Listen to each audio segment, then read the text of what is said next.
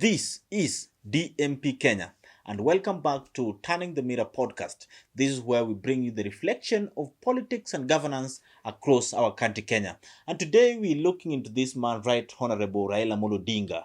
He's from AU, and we thought he would go to Addis Ababa, and he came back to the country. People were thinking and talking about what next for him. Yeah. And now he's been saying, I'm consulting from different people across Kenya to know my next step. Talks are there in the streets that this guy is going to vie for 2027 elections. How true is this?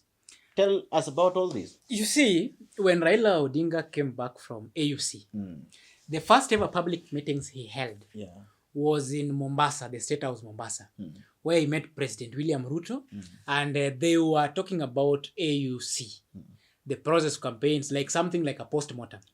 And after all that reports, it is believed because they had a few things. You could see Kenyans post a few books sealed that they were saying, oh, agreement has been sealed.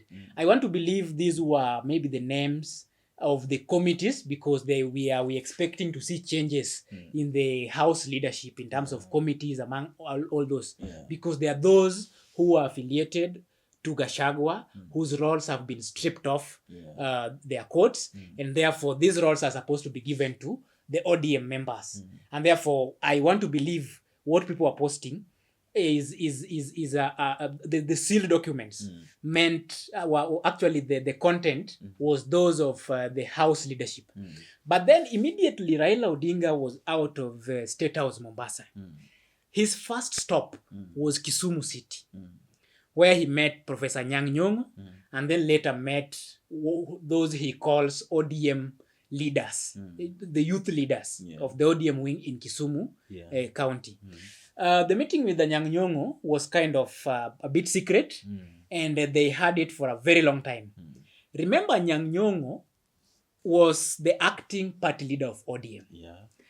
Edwin Sifuna has been talking very strongly as the Secretary General and as the spokesperson of the ODM party against any pact between ODM and UDA in 2027. And when people were bashing him off, and Nyang' Nyong'o, who was the acting party leader, came to his rescue and actually even told people the history of how they brought Sifuna to ODM. And therefore told the people that Edwin Sifuna's future is bright when it comes to politics and ODM. And remember, Nyang' Nyong'o has also been very strong and speaking against this broad-based government because he was of the opinion that political parties are formed to get power or to grasp power. And therefore supporting someone who is already in power without that specific party necessarily being in power is not the dream of any political party. And therefore Nyang' Nyong'o was very straight that ODM should field a candidate in 2027. And he was against any talks in town and was even advising those who went there as the CSS from the ODM, those who were called as experts, to not be choir masters so that they don't keep singing for this government. And that was the conversation between Raila and therefore for Raila to go from State House Mombasa, they had a meeting with Ruto again. You know what they discussed and how things went. Because you remember Ruto hinting at consultations and forming positions. In this case, therefore, people started talking about maybe a prime minister position that was going to be formed to accommodate Raila Odinga. Again, Raila now going straight to Kisumu. From Kisumu, the next stop was Siaya. And remember Siaya, again, Orengo, the governor, who is also a long-term member of ODM, the Wazewa ODM as they call themselves, was also against this broad-based thing and is against ODM forming a pact with UDA. Not unless if it is formalized. And after that, you also met leaders from Gusii. Remember, Simbarati has also been very much against the formation of a coalition between ODM and UDA. And therefore, for Raila to first of all meet Nyong'o, then meet Orengo, then go to Gusii or meet the likes of Simbarati, then that tells you, number one, he was going there, one, to listen to their side of the story. Why are you against this kind of formations? Number two, he was going there as the party leader to stampede his authority, or to exercise his powers as the party leader to tell them that this is the direction we are taking as the party going forward. And these are the reasons. So that immediately they are reading from the same page. Then we have now an ODM that is speaking in one voice. Because remember, this UDA ODM thing was already and almost dividing ODM at the center. With some people on the other side, some people on this other side. So today, when then Raila Odinga's ODM was celebrating 20 years in Busia, we had James Orengo still having the same stand, even after meeting Raila Odinga. We had a Nyang' Nyong'o having the same stand, even after meeting Raila Odinga. And we had Simbarati speak truth to power, and very much specific that ODM is out there to grasp power in 2027. And so Simbarati also is still of the same opinion he had before. And even the party's Secretary General, Edwin Sifuna, when he spoke, he was still having the same opinion he had before, that UD and ODM are not supposed to work together. And therefore, this means that even after Raila had met them, they have not changed. And so if Raila was to come and tell them that this is the direction of the party, then it seems otherwise they have managed to convince Raila otherwise. Because Raila speaks about consultations. So the big question here is, Ruto and Raila, they've worked together for some time and were working for a cause in AUC, which did not manage to go through. Now Raila is back in the country and they are supposed to still work together according to their agreements. Because remember, they are members of ODM who held key positions in ODM and even in parliament, who are today in the cabinet of William Ruto. So if Raila is to get out of the way and forgets about Kenya Kwanza or the broad-based government, what happens to these 5 members of ODM? That is a school from Turkana, Oparanya from Kakamega, Wandai from Siaya, Mbadi from Homa Bay, and Joho from Mombasa. What happens to these members then? So I'm seeing a possibility of, because you know, the mood of the country, to be sincere, the mood of the country is not with Ruto. The mood of the country is not with Ruto. And therefore, because there are so many things that have happened that have not been accounted for. From police brutality to killings of young, innocent Gen Zs, to the health systems that are not working, to the economy which is not growing in as much as they are trying to push it out there that it is growing, to agriculture and all that. And therefore, if Raila is genuinely consulting, and that he's seriously taking the concerns of the people.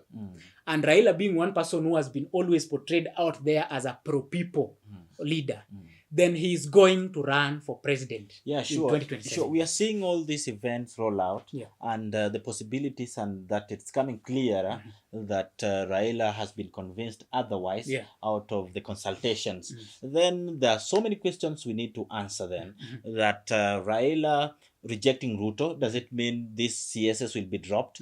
Will it mean that Azimio will claim the majority seat in the National Assembly? And again, which coalitions, which people will be making party with Raila Odinga? Like we saw Gachagua recently was like persuading Raila that he will have made a big mistake to side with Ruto, that they're calling upon him, that they come on a table, that they reason together. So do we see a position of Raila joining this other team of Gachagua? What I see is this. You know, if Raila is to work with Ruto for 2027, which position is Raila going to hold? Raila is above prime minister position, and so I doubt if he can go for that, because even other politicians are laughing at that. Raila cannot run as Ruto's deputy. It is not that is not possible. Again, Ruto cannot step down to support Raila as president, because Ruto constitutionally he has done his 10 years as a deputy and therefore cannot run again as a deputy president. So it means in Kenya Kwanza, Raila has no position, not unless he decides to go home, support Ruto, but he's not running for anything. Maybe he's gaining something, but not in the political position. But then again, if Raila is to leave Ruto today, I don't really think if it is going to be genuine. I'm seeing a possibility of William Ruto forming a coalition, that Kenya Kwanza of his, to run for president in 2027. We have Team Gachagua, Kalonzo, and all the opposition leaders team up together, also field one candidate, whether it is Matiang'i or Kalonzo or whoever they'll field. We're also going to see other candidates come up, the likes of Okiya Omtata, Maraga, and all that. And then we are going to have Raila Odinga with his own coalition or party as ODM run for president. And when we have all these people run for president, remember, for you to win an elective position which is called presidency in Kenya, you must have 50 plus 1% votes for you to be declared the winner or the president-elect. And if these people are to run, because remember, the Gachagua-led wing, with the tribal politics they are playing, it means they are going to get votes after all, because Kenyan politics is ethnic-based. Ruto, with that team, you've just had, Ruto is very smart when it comes to what he speaks out there. He has already started doing what he knows how to do best. And therefore, he will also still get votes. Remember Mtuwetu syndrome that we have in Kenya. And therefore, still, their people will still vote for him because ni Mtuwetu. So he will also still get tangible and substantial votes. Raila Odinga still have diehards who will still vote for him. And then this new team coming in the name of Gen Z Millennial and this other team that is interested in having a fresh blood in leadership might vote for the other person, whether it is Morara or Omtata or the leader that they deem fit to vote for. And at the end of the day, no single candidate will manage to get the 50 plus 1% votes. And that means we will have the country go for a rerun. If the country goes for a rerun or re-election, then Raila Odinga at this point, remember, having done campaigns and all that, he would have started playing around with the emotions of his supporters. And remember, leaving Ruto was not genuine because his people would still be serving in that very government.